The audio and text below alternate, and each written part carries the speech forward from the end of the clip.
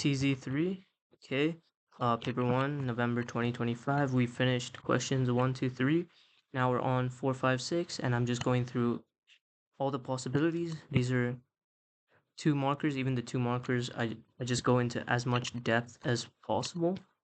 And so what we will be looking at first is, why would WW want to grow? And so I've already taken a bunch of notes, and so these are the main reasons. Let me try and bring this to the side. Okay.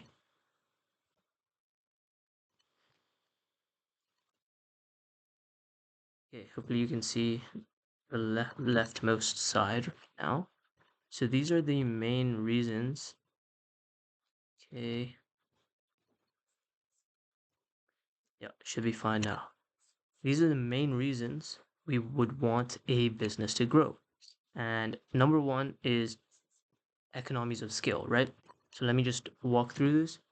And we defined economies of scale in, I believe, TZ1. Economies of scale just means larger scale of operation allows for a decreased average cost of production. And so decreased average cost, right? Larger scale of production equals decreased average cost of production. And that is because of increased efficiency, right?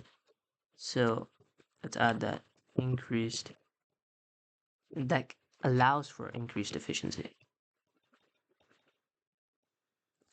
And so we can sort of refer to any of these, but just apply it to the case study. So WW is looking to delegate tasks, right? Nikita, who was once the sole trader, sole owner, she stepped down from being the operations and finance manager and divided that role, delegated tasks to the rest of her management team. And so she's looking to hire specialist managers, right? And that will allow for greater efficiency because a sole trader cannot has to fill so many functions that they can't be as efficient as a large business, right? As a business with managerial economies of scale. And then we have technical economies of scale, right? We want more efficient, advanced machinery. They're making specialist tiles, right? They need the best state-of-the-art machinery in order to make this efficiently. Otherwise, they're using sort of a hodgepodge of techniques, right? And so next would be purchasing economies of scale. We want bulk discounts on whatever supplies we are buying, right? And that improves our supplier relations, especially when we are a larger company, uh, because they trust us and we bring in big orders for them. So they give us bulk discounts. So bulk buying discount. And because we have greater purchasing power. So being a large company gives you greater purchasing power. And we have financial economies of scale. And that is a very similar thing. You have sort of financial power, right? You can get lower interest rates. So now you can link that to the case study. They wanted to borrow loans, right? But because they're a small company or they just started, what they had to do was they had to get a loan at a very high interest rate because they're a relatively new business. And so that's something you always want to keep in mind. What kind of business are they? Small business, higher interest rate. Big business, lower interest rate, and that means lower cost of borrowing. And so cost of borrowing is anything like interest, installments you have to pay, maybe let's say collateral, right? So everything that is your cost to borrowing money from a bank, microfinance, from another company. So anything like that. So that is cost of borrowing is specifically for uh, debt capital. Now, all of this economies of scale helps reduce your prices. And right now, WW is using premium pricing, right? So reducing prices is extremely important, right? We have competitors coming into the market who are pricing at much lower points for the similar product. And so reducing price you become more competitive in that saturated market. And so this is like a general outline you can do and 5 points, general answers you can give for any business, right? And just tailor it to the specific case study using a specific application, right? Now we have, again, now we can go to this. Economies of scale helps reduce prices, and lower prices itself is a good answer that you can give for reasons to grow. If you have lower prices, you can make your product at lower cost. Make product at lower cost. That's a more affordable product, or you either lower your price, right? That's price proximity. Maybe let's write that down. Price proximity. And you have price parity, right? You keep your price the same, but your cost is lower. Price parity. And so you have two options there. And so you can either increase your margins or you can make your product more affordable for customers. And if you make it affordable, you attract more price sensitive customers. That means more sales and more revenue, right? Then you can also say because you're attracting more price sensitive customers or because you're a larger company, you're going to end up having greater market share, right? So it doesn't necessarily have to be linked, but we can make that link. And because we have greater market share, or because we want greater market share, we become the market leader, right? Being a larger company helps us become the market leader. We can lower our prices, gain more market share, and thus become the market leader, and in turn have greater pricing power. So we might have to go backwards, right? Because of increased market share, we can lower our prices because of this pricing power. So it might be vice versa, right? Then we can also just talk about brand recognition, brand awareness, right? Let's talk about that. Awareness, right? It's greater.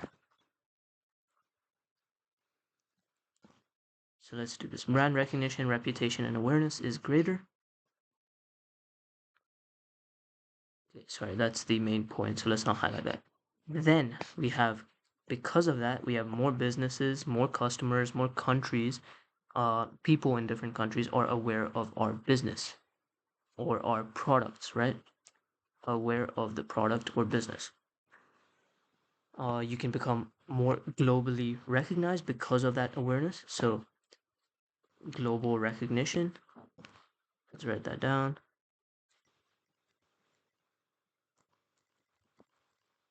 Or awareness. Then that's greater opportunity to expand into new markets and stand out from the increased competition in your local market, right? Okay. Then you have a greater access to sources of finance. So that's related to our financial economies of scale. You can go specifically into that and talk about greater access to sources of finance because you're probably going to have to do an IPO or expand into a private limited company at least. So you're gonna have share capital that you can get. You have lower interest loans that we just talked about. It's easier to, and because of those loans, right? Because of those loans and share capital and more sources of finance, you can deal with liquidity issues easily, right? I think they couldn't fulfill an order, right? So they had to take out this bank loan, or they couldn't uh pay the 50% to DVC, right? Let's go to that. DVC demanded 50% and they did not have enough, right? They had limited cash reserves. So you can talk about that. So any sort of relevant application is valid. So anything you can think of, make that connection. Then we have, so easier to deal with liquidity issues, and you can fund further expansion or growth plans. And so that these are the key points we want to make, right? These first three, and this seems to be connected, right? But as long as you make, and I think it's only one, right? They're only asking for one. Explain one reason. Yeah, they're only asking for one reason.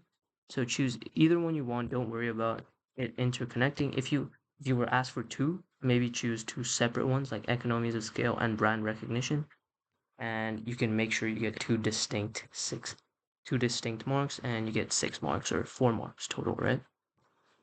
Let's move on to the next question. Hopefully that helped. We'll go on to two barriers to communication between WW and DVC that cause the relationship to deteriorate. So, took some notes here again. The main reasons or barriers we would have to communication are these things, right? So let me go from the bottom. These three are not really mentioned in the case study, so this would not be a good idea to include internal politics. That's maybe there's some issues within the company. We have employees who are clashing with each other. We have um, cultural groups, sort of, right? Employees go into their own groups. We have maybe trade unions. We have managers who are terrible, right? Internal politics. So something like that. We have tech breakdowns. Maybe your email or laptop system is down, or phone is down. So communication issues. So these are like simple, basic things we can think of, but not the best to answer, right? Tech issues. Jargon is a good one, but in this case study, it's not the most visible, right? We want to choose two that are really clear. So in the case study, what we talked about is geographical physical distance. That's clear. They're in different time zones. Let's just go to that section. I think they give us the lines as well. Lines 39, right? Line 39. That is right here. So that's here, but oh, okay, yeah. So we have language issues. They didn't have one common language that they spoke well, uh, and the relationship began to deteriorate. Differences in time zones, and they're in different countries, right? So language is one barrier, and then physical geographical distance is another barrier, right? Those are the two I would choose first. So if I were you, these are the two I would go for, right? Geographical physical distance. And so we can talk about location difference or time difference between companies or branches of a single company, right? We're talking about general ideas that we could apply to any business or any case study, right? We're practicing for the next exam, not for this paper specifically. So between companies like we have here, or it could be between branches of the same company in different countries, right? It could be an MNC. So then it's difficult to arrange meetings across time zones, difficult to arrange meetings. This causes delays and frustration, and thus slow decision making. So we want to have that chain of argument again, right? We're moving from geographical physical distance causes a time difference or location difference, which causes it to be difficult to arrange meetings, and that causes delays and frustration, right? So we can make that chain of argument. Next, we have language. Oops, sorry about that. Language. That was mentioned in the case study, right? No common language between coworkers. That is your application mark. You can get 1 mark already for that.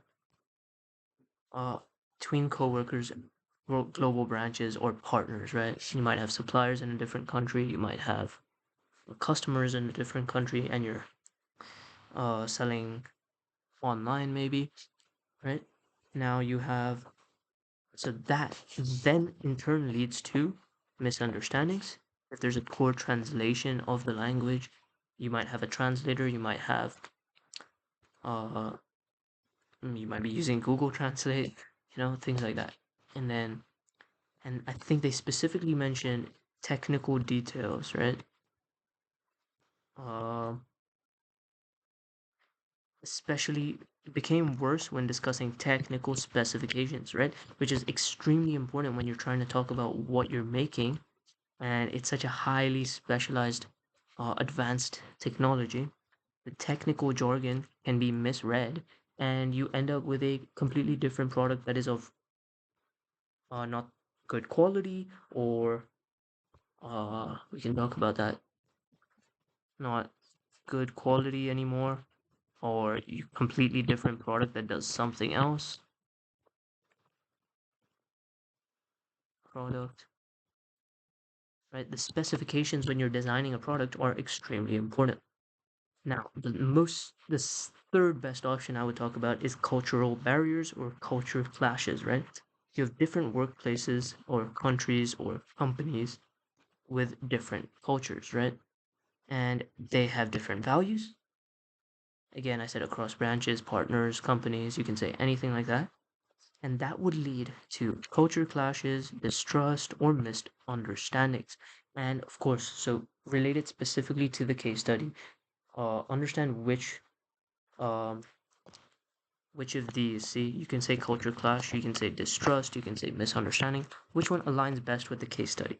I think here, you can talk about misunderstandings, right? There's not much about culture clashes. It might just be a distrust or misunderstandings. Uh, this one is also just a misunderstanding, right?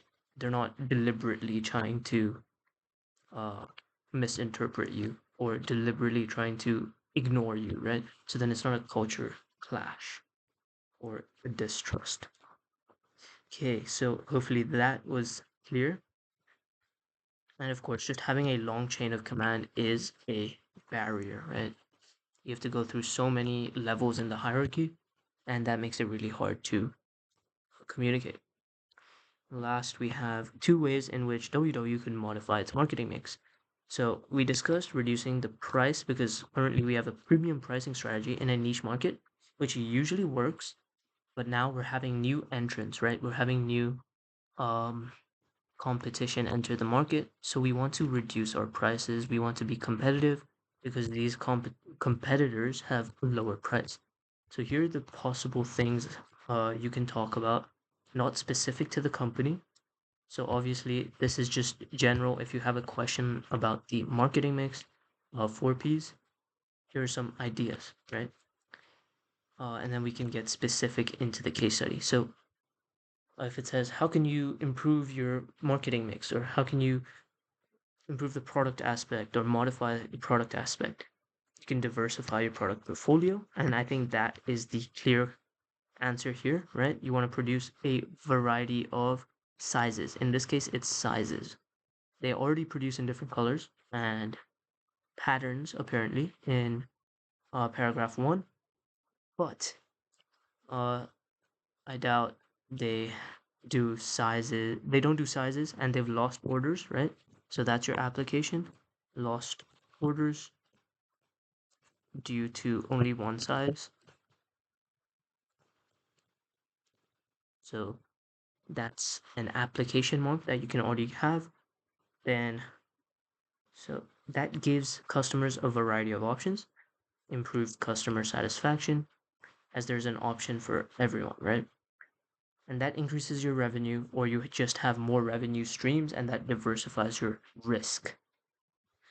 The only disadvantage is it's costly. So if they ask you to maybe evaluate a decision, maybe you have the 17 marker, uh, and it one of your ideas is to change your marketing mix, right?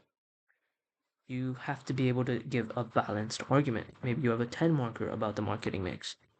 So definitely always come up with advantages and disadvantages when whenever you're doing any sort of revision on a particular topic and question. Next one, I would say develop a USP for the product.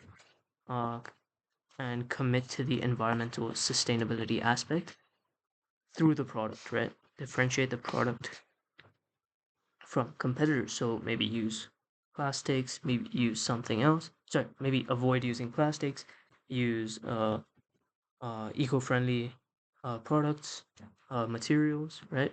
And so this is from a different past paper, right? So just emphasize commitment to some kind of sustainable thing, especially if the company is looking at sustainability. And then some things you can argue against that is significant R&D, uh, limited. The company has limited resources already. It's a small company, so it might not be a good idea. Now, price. Uh, in this case, we have